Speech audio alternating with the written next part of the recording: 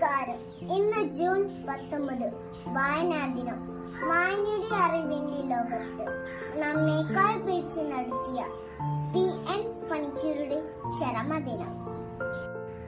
വായിച്ചു വളരുക, ചിന്തിച്ച് വിവേകം നേടുക എന്ന മുദ്രാവാക്യത്തിലൂടെ കേരളത്തെ വായനയുടെ ലോകത്തെ ഉയർത്തിയ ഒരു വലിയ മനുഷ്യനാണ് PN പണിക്കർ.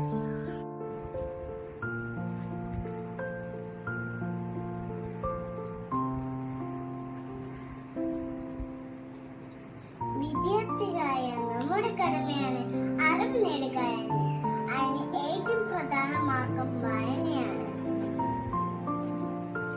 നമുക്കും പുസ്തകം കൂടി ചങ്ങാത്തം കൂടാ നമ്മുടെ മാനസികവും ബുദ്ധിപരവും കഴിവുകൾ വികസിപ്പിക്കാം.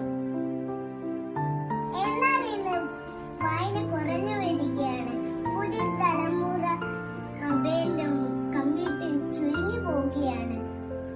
വായിച്ചാലും വളരും, വായിച്ചിലെയും വളരും, വായിച്ചാൽ വിലയും വായിച്ചാലും വളരും എന്ന കുഞ്ഞിന്റെ ബസ്സിന്റെ വാക്കുകൾ നിങ്ങൾക്ക് സമർപ്പിച്ചുകൊണ്ട് ദേവസൂര്യ